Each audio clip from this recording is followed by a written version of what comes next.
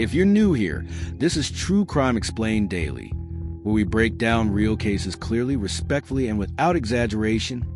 Today's case is one that shocked the entire world. On August 13th, 2018, a pregnant mother and her 2 little girls vanished without a trace from their Colorado home. There were no signs of forced entry, no ransom demands, no witnesses, just a husband standing on his front porch asking for their safe return. But within 72 hours, investigators would uncover a truth so disturbing it would leave millions in disbelief. This is a case of Chris Watts, and how a man who appeared to be a devoted father became one of America's most infamous family killers. Chris, what seemed ordinary, quiet, polite, reserved. He lived in Frederick, Colorado, with his wife Shanann and their 2 daughters, 4-year-old Bella and 3-year-old Celeste. Shanann was 15 weeks pregnant with their 3rd child, a boy they planned to name Nico. To outsiders, their life looked perfect. Family photos, birthday parties, smiling videos posted online. Shanann frequently shared moments of their home life, laughing children, playful family routines, and what seemed like a stable marriage. But behind closed doors, things were unraveling. During the summer of 2018, while Shanann and the girls were visiting family out of state, Chris began an affair with a co-worker, Nicole Kessinger. People close to him later said he seemed different during that time, more energized, more confident, like someone imagining a completely new future. When Shanann returned home in August, she immediately felt something was wrong. Text messages later revealed she confronted Chris about his emotional distance. She suspected he was having an affair. She was right.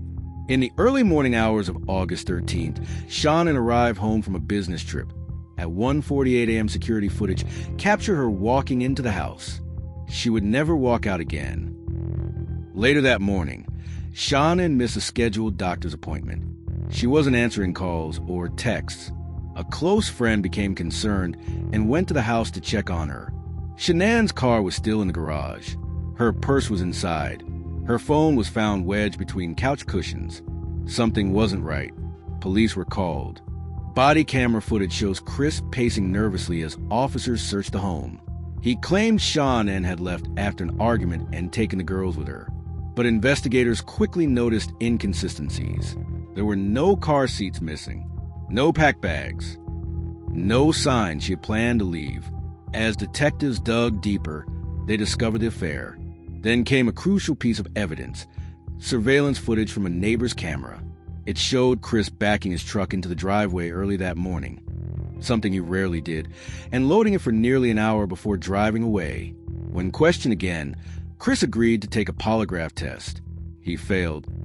Confronted with the results, his story began to change. At first, he claimed Shanann had killed the children in a rage after he told her he wanted a separation, and that he killed her in response. But detectives didn't believe him. Eventually, faced with mounting evidence, Chris confessed. After an argument about his affair and his desire to start over, he strangled Shanann in their bedroom while she was pregnant. Their daughters were still alive at the time. He placed Shanann's body in his truck and drove to a remote oil field owned by his employer. There, he smothered his 2 daughters, one after the other. Bella's reported final words were heartbreaking. "Is the same thing going to happen to me as Cece?" He buried Shanann in a shallow grave and placed the girls' bodies inside oil tanks. Then he returned home, and for 2 days, he pretended to search for them. He gave interviews. He stood on his porch asking for their return. He thanked the community for their prayers. But the evidence was overwhelming. Cell phone data, GPS tracking, surveillance footage, and his failed polygraph. On August 15, 2018, Chris Watts was arrested. He later pleaded guilty to all charges to avoid the death penalty and was sentenced to multiple life sentences without parole. The Watts case horrified the nation not only because of the crime, but because of how normal everything seemed. There were no public warning signs, no violent criminal history, no obvious red flags that neighbors could point to, just a man who chose destruction instead of honesty. Today, Shanann, Bella, Celeste, and baby Nico are remembered as victims of betrayal by someone who was supposed to protect them. and this case leave behind a chilling question. How well do we truly know the people closest to us? Because sometimes the most dangerous secrets live behind the safest looking doors.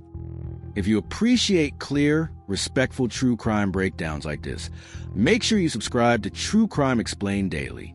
Leave your thoughts in the comments. Do you believe this was planned from the beginning, or do you think it escalated in a single moment? And if you found this case informative, consider liking and sharing this video. It helps the channel grow and keeps these stories from being forgotten. I'll see you in the next case.